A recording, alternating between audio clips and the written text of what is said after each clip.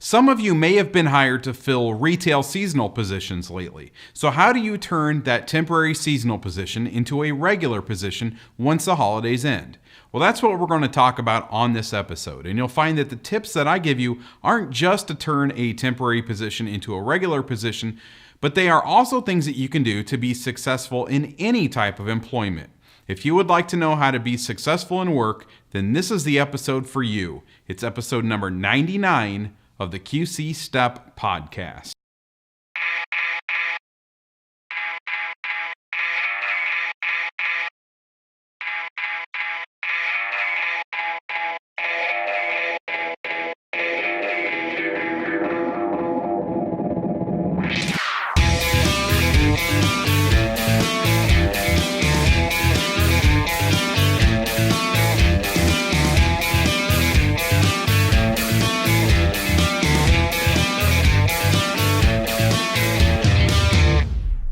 Welcome to this episode of the QC Step Podcast.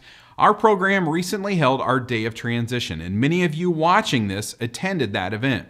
If you attended, you were in sessions with employers, hiring managers, and one of those sessions was on-the-job issues.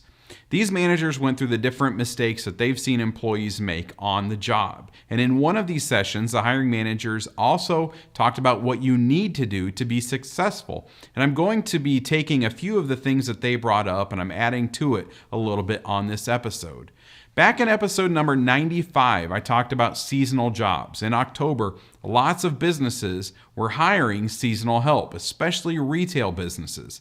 Some of you may have been hired to fill those positions. And as we get into the holiday shopping period, now is your time to shine. It's time to show them what type of employee you can be. This is your opportunity to convince them that they need to keep you on after the holidays because you're such an asset for their business. You want to demonstrate to them that you are just too valuable to lose. So how do you convince them to keep you on after the holidays? And how do you demonstrate to them that you're just too valuable to lose? That's what we're going to go over right now. And these aren't just things that you can do to be successful in seasonal jobs, but these are things that you can do in any type of work situation, whether it's seasonal, permanent, volunteer, or a training experience through our STEP program. Implement these things and you can experience success in any work situation. The first thing is that you need to have a good attitude. A lot of things fall into this term attitude, or rather, your attitude impacts your life in a lot of ways. If you have a good attitude, you will provide good customer service. Having a good attitude means that you are happy to help people, and the foundation of customer service is helping people. This is the busiest time of the year for the businesses that hire seasonal employees, and they hire seasonal employees to ensure that they are able to provide quality customer service. Providing good customer service is kind of common sense. Like I said, you help the customer in any way that you can. You want them to walk out of those doors with a good impression of you and the business that you work for.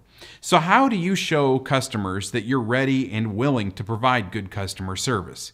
You smile and you greet them. Some businesses want their employees to say hi to every customer that they pass. Smile, say hi, ask them if you can help them, ask them if they're finding everything okay. That is providing good customer service. And the most important thing is to provide the customer service that the business you work for expects from its employees. Your boss will tell you how to provide good customer service.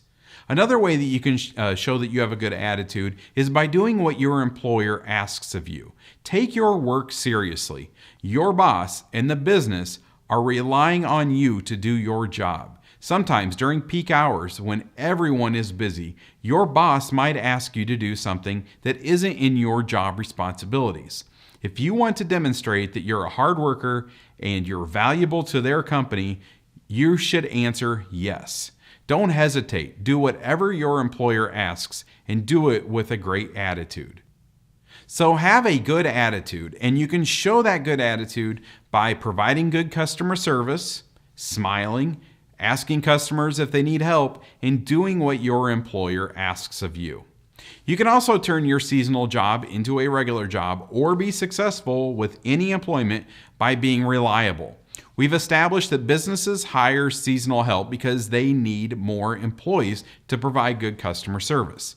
They can't provide their customers good service if you're not there and if you're not reliable. They need you to be there every day, and they need you to be there on time. Being reliable goes beyond just being there on time every day. It also means coming back from your breaks on time.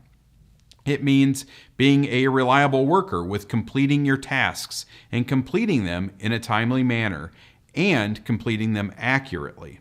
If you don't have accurate work, it means that someone else is going to have to fix those things, and that's not efficient.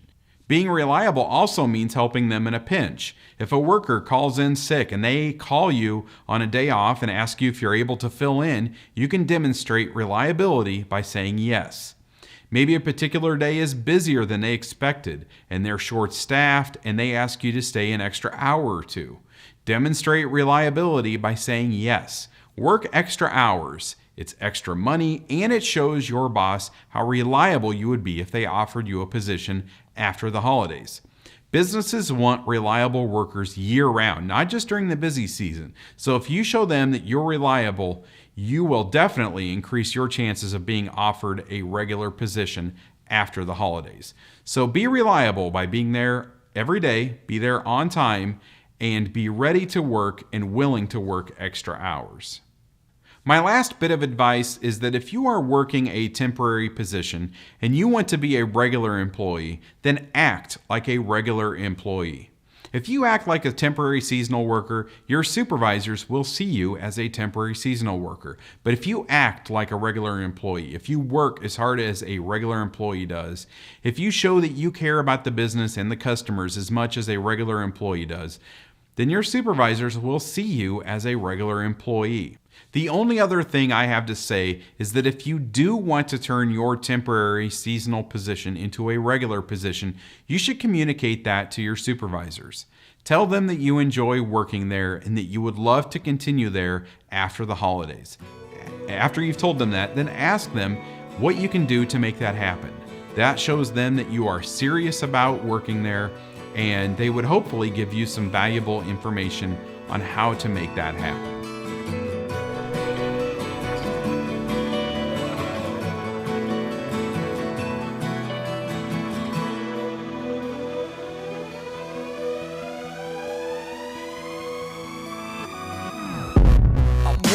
This is episode number 99, which means that episode number 100 is next week. And I would like to have that episode be 100% student questions. So what I would like for you to do, either as an individual or as a class, is go to qcstep.com, click on this icon, and fill out this form. This is your opportunity to have your questions on employment answered here on the podcast. It can be questions about job applications or job interviews. If there's anything about job interviews or applications that has you stumped, that you struggle with, ask a question about that topic and we'll talk about it on next week's episode. It could be questions about on-the-job situations. Anything at all regarding employment, send those in and I will include them on episode number 100. So that does it for this week's episode. We talked about how to turn a temporary seasonal position into a regular position, or just in general, how to be successful with work. Have a good attitude, provide good customer service, smile, and do what your employer asks of you. Be reliable, be at work on time every day, and be there for extra hours, either at the end of your shift or if another worker calls in sick. And act like a regular employee. Do these things and you will give yourself a better chance of being offered a regular position after the seasonal period is over. Thank you for watching and listening to this episode, and we'll be back next week with episode number 100 of the QC Step Podcast.